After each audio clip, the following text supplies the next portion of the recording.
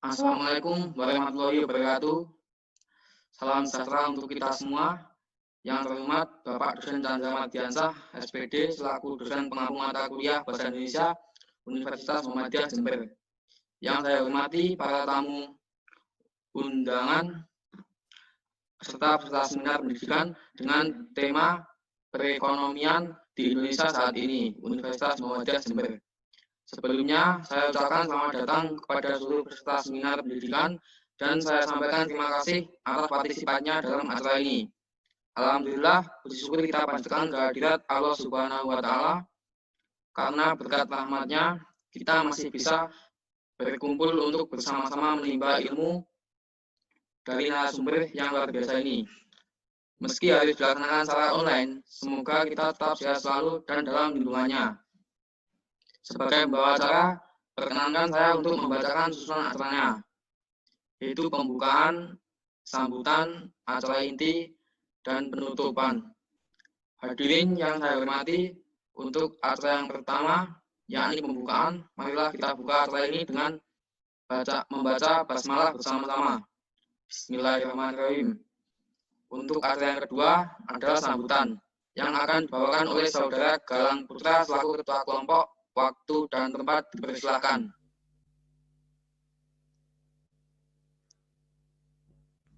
Saya mewakili teman-teman menyampaikan bahwa tujuan kami berada di sini adalah untuk mempresentasikan hasil makalah kami, yaitu kondisi perekonomian di Indonesia saat ini.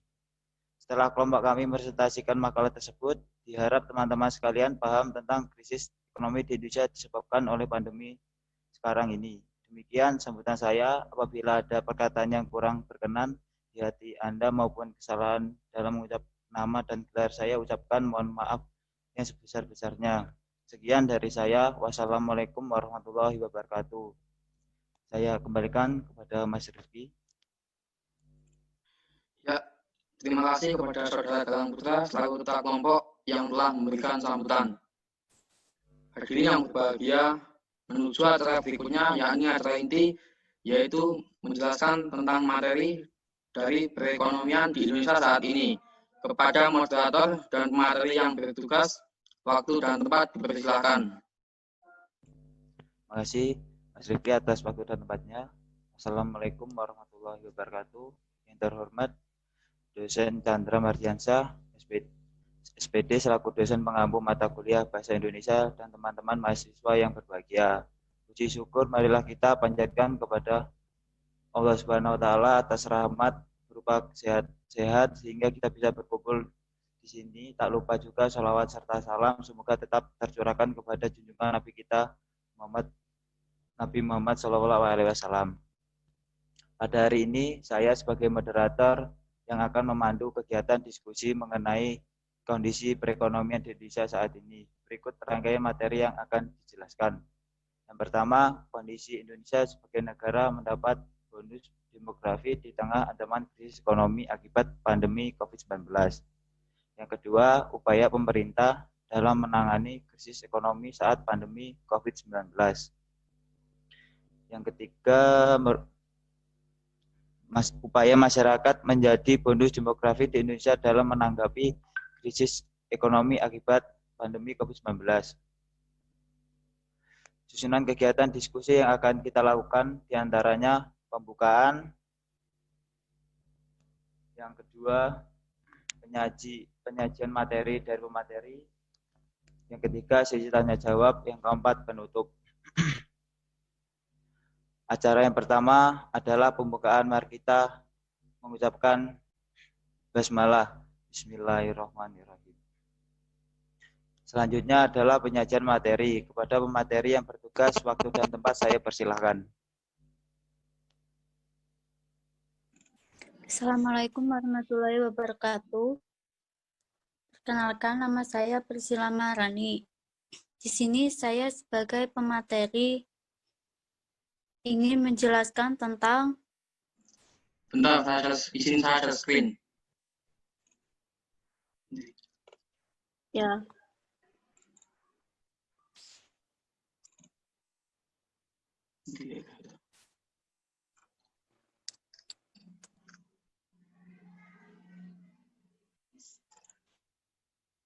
Silakan untuk pemateri. Di sini saya akan menjelaskan pengertian ekonomi, sistem perekonomian, faktor pertumbuhan ekonomi di Indonesia, dan kondisi perekonomian Indonesia saat ini. Yang pertama, pengertian ekonomi. Kata ekonomi berasal dari kata Yunani, oikos, yang berarti keluarga atau rumah tangga, dan nomos, yaitu peraturan atau aturan hukum. Secara garis besar, diartikan sebagai aturan rumah tangga atau manajemen rumah tangga. Ekonomi adalah ilmu yang mempelajari perilaku manusia dalam memilih dan menciptakan kemakmuran.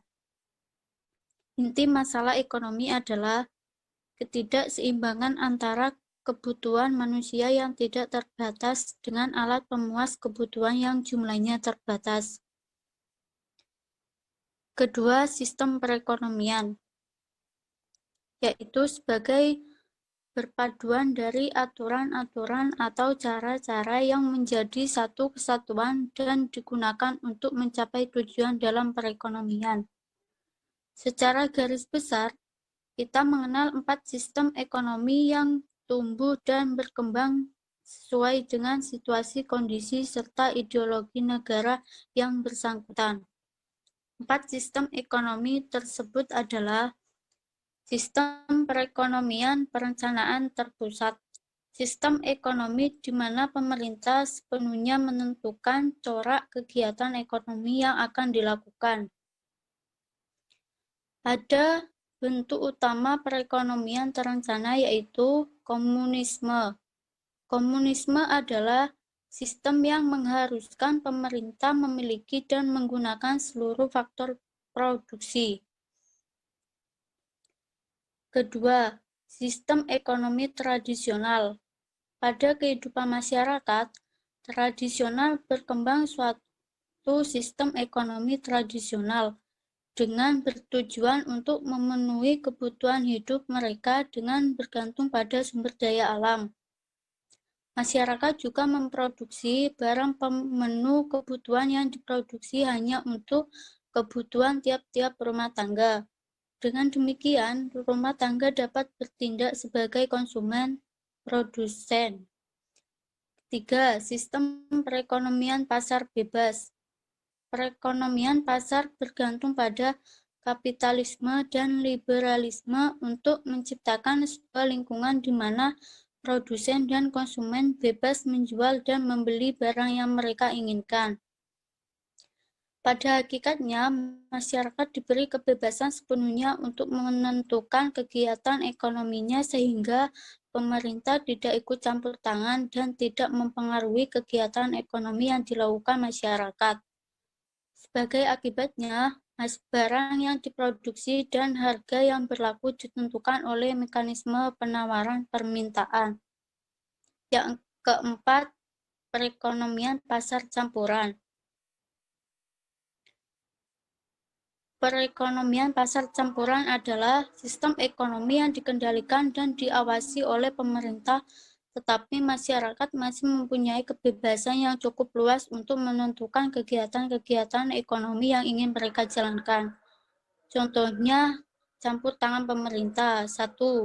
Peraturan-peraturan pemerintah. 2. Kegiatan langsung ekonomi.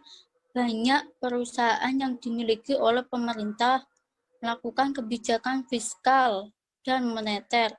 Fiskal yaitu kebijakan mengubah pajak dan pengeluaran pemerintah. Sedangkan moneter yaitu mengatur dan mengawasi kegiatan sektor keuangan. Dan selanjutnya, faktor pertumbuhan ekonomi di Indonesia. Faktor yang mempengaruhi pertumbuhan ekonomi di Indonesia yaitu faktor produksi, faktor investasi, faktor perdagangan, faktor kebijakan moneter, faktor keuangan negara. Yang pertama yaitu faktor produksi. harus mampu memanfaatkan tenaga kerja yang ada dan pengguna bahan baku industri dalam negeri maksimal mungkin. Faktor investasi yaitu dengan membuat kebijakan investasi yang tidak rumit dan berpihak pada pasar. Faktor perdagangan luar negeri dan neraca pembayaran harus surplus sehingga mampu meningkatkan cadangan devisa dan menstabilkan nilai rupiah. Yang keempat, faktor kebijakan moneter dan inflasi yaitu kebijakan terhadap nilai tukar rupiah dan tingkat suku bunga ini juga harus diantisipatif dan diterima pasar. Yang keenam, faktor keuangan negara yaitu berupa kebijakan fiskal yang konstruktif dan mampu membiayai pengeluaran pemerintah. Yang kedua yaitu hambatan-hambatan yang dialami. Hambatan-hambatan terpenting yang dialami adalah kegiatan sektor pertanian masih tetap tradisional dan produktivitasnya sangat rendah. Kebanyakan negara masih menghadapi masalah kekurangan dana modal dan barang modal yang modern, tenaga terampil, terdidik, dan keahlian usahawan penawarannya masih jauh di bawah jumlah yang diperlukan. Perkembangan penduduk sangatlah pesat. Berbagai masalah institusi sosial, budayaan, dan politik yang sering dihadapi. Ketiga, kebijakan mempercepat pertumbuhan ekonomi yang dilakukan pemerintah adalah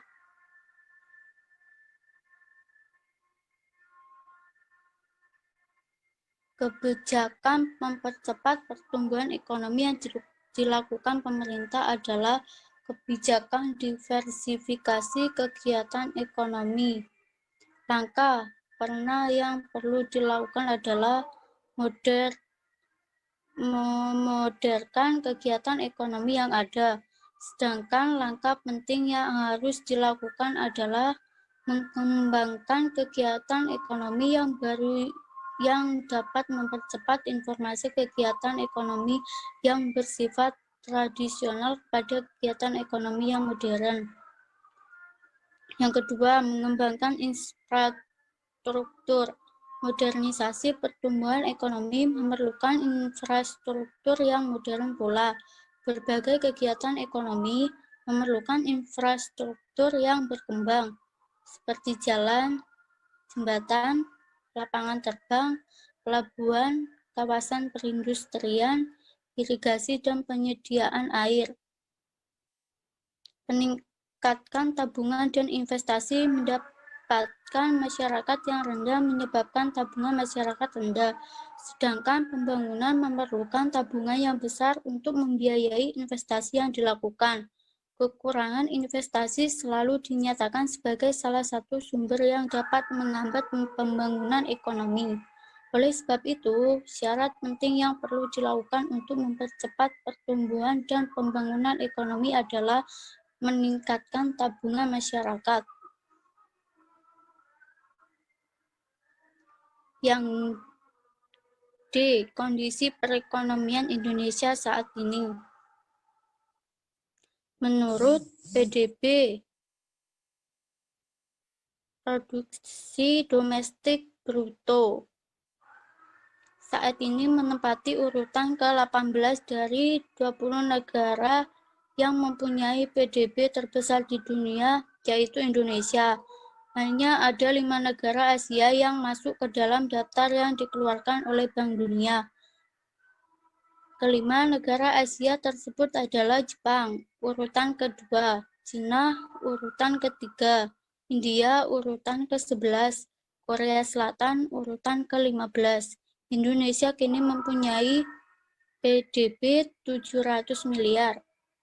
Apalagi dengan mendapatkan per kapita yang mencapai 3.000 per tahun, mendapatkan Indonesia di urutan ke-15 dari negara-negara lain.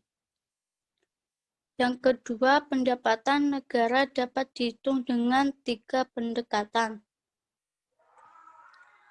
yaitu pendekatan pendapatan, pendekatan produksi, pendekatan pengeluaran. Pendekatan pendapatan, yaitu dengan cara menjumlahkan seluruh pendapatan upah, sewa, bunga, dan laba yang diterima rumah tangga konsumsi dalam suatu negara selama satu periode tertentu sebagai imbalan atas faktor-faktor produksi yang diberikan kepada perusahaan.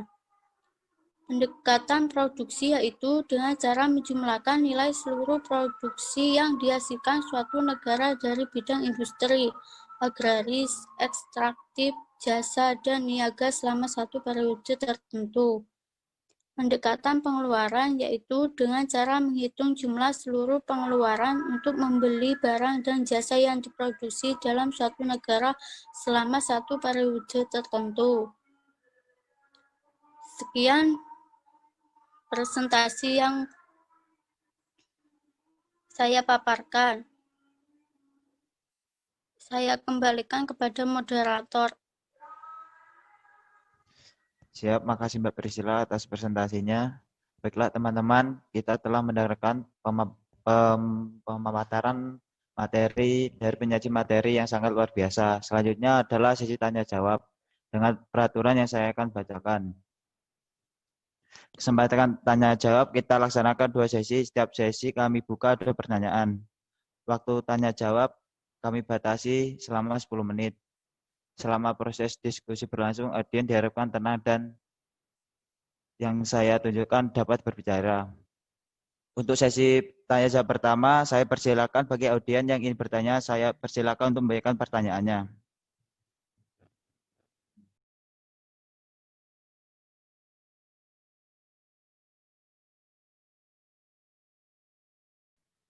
Saya Mas, mau nanya Mas. Siap, Mas Krisna. Silakan Assalamualaikum. tanyakan pertanyaannya. Assalamualaikum warahmatullahi wabarakatuh. Waalaikumsalam warahmatullahi wabarakatuh. Perkenalkan, nama saya Rizaldi Krisnahari. Pertanyaan saya adalah, peran pemerintah sebagai pelaku ekonomi seperti apa? Baik, terima kasih Mas. Siap, terima kasih. Bagaimana Mbak Priscilla, ditampung dulu atau langsung dijawab? Langsung dijawab aja, Mas. Oke, silakan. Silakan Mbak. Oke, di sini saya akan menjawab pertanyaan dari Mas Rizaldi. Langsung saja ya. Peran pemerintah sebagai pelaku ekonomi yaitu mengatur perekonomian negara sehingga tercipta stabilitas ekonomi agar tidak merugikan masyarakat. Pengaturan ekonomi secara langsung. Contoh, perizinan, pengendalian lingkungan, pembayaran pajak, peraturan biaya tarif, penghapusan peraturan-peraturan yang dinilai penghambat pertumbuhan ekonomi, pengaturan ekonomi secara tidak langsung. Contohnya seperti pemberian insentif bagi produsen untuk memproduksi barang tertentu, himbauan pemerintah agar konglomerat menyerahkan 2,5% keuntungannya untuk mengentaskan kemiskinan. Konsumen membutuhkan barang dan jasa dalam menjalankan tugasnya. Produsen menghasilkan barang dan jasa melalui perusahaan milik negara, BUMN, dan BUMD. Itu yang bisa saya jawab pertanyaan dari Mas Rizaldi. Baik, terima kasih Mbak Priscilla. Bagaimana Mas Krisna atas jawabannya dari Mbak Priscilla? Kurang jelas atau gimana? Siap Mas, sangat jelas. Saya ingin bertanya Mas. Ya Mas, silakan. Sebelumnya, Assalamualaikum warahmatullahi wabarakatuh. Perkenalkan, nama saya Ayrul Afalasturi. Di sini saya ingin menanyakan, pemerintah mempunyai 3 peran dalam perekonomian. Sebutkan dan jelaskan seperti apa. Terima kasih. Wassalamualaikum warahmatullahi wabarakatuh.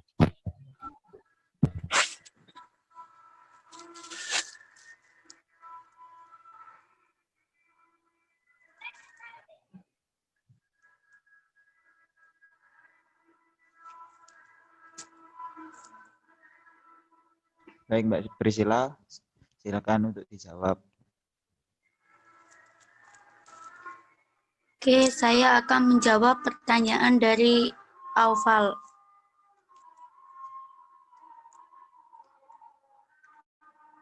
Pemerintah mempunyai 3 peran, yaitu peran alokasi. Pemerintah berperan dalam menentukan jumlah sumber daya yang akan dipergunakan untuk memproduksi barang-barang publik, fasilitas pendidikan, transportasi, jalan raya, dan sejenis lainnya, dan jumlah sumber daya yang dipakai untuk memproduksi barang-barang individu, misalnya makanan, pakaian, minuman, dan kebutuhan sejenis lainnya. Pemerintah pula yang menentukan jumlah barang-barang publik yang harus disediakan oleh pemerintah dan jumlah barang yang dapat disediakan oleh rumah tangga perusahaan. Kedua, peran distribusi. Pemerintah membuat kebijakan agar alokasi sumber daya ekonomi berjalan secara efisien.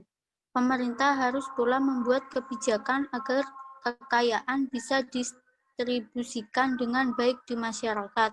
Misalnya, kebijakan pajak, subsidi, bantuan kesehatan, bantuan pendidikan, dan lain sebagainya. Ketiga, peran stabilisasi.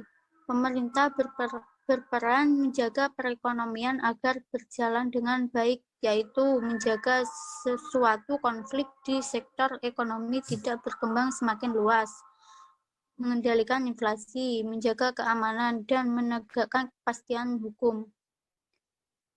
Itu yang bisa saya jawab pertanyaan dari Airo Afal. Baik, terima kasih Mbak Priscilla. Bagaimana Mas Airo? Jawabannya dari Terima Mbak kasih. Priscilla. Bisa dimengerti.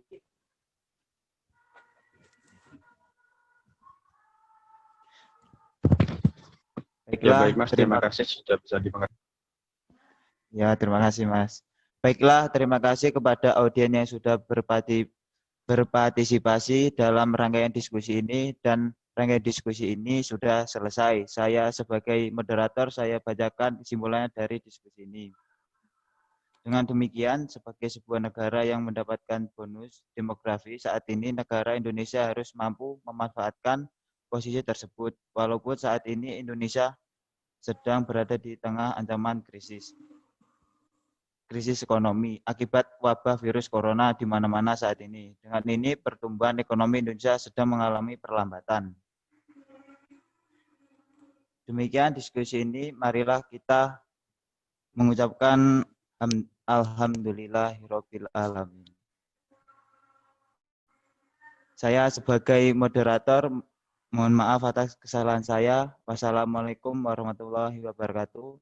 Waktu sepenuhnya saya kembalikan kepada Mas Rifki sebagai pengacara. Baik, terima kasih Mas Galang Saputra dan Mbak Priscilla telah menyampaikan materi semoga bermanfaat bagi seluruh hadirin semuanya.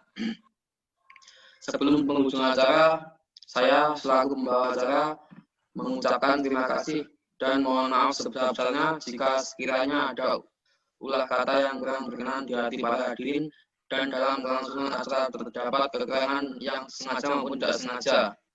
Semoga acara seminar ini dapat bermanfaat bagi kita semua dan menambah ilmu baru yang sangat berharga. Sampailah kita di penghujung acara. Marilah kita tutup acara seminar pendidikan, keguruan, dan ilmu pendidikan Universitas Muhammadiyah Jember dengan mengucapkan alhamdulillah bersama-sama. Alhamdulillahirabbil alamin. Alhamdulillah. Yang lebihnya dari saya, wassalamualaikum warahmatullahi wabarakatuh. Waalaikumsalam.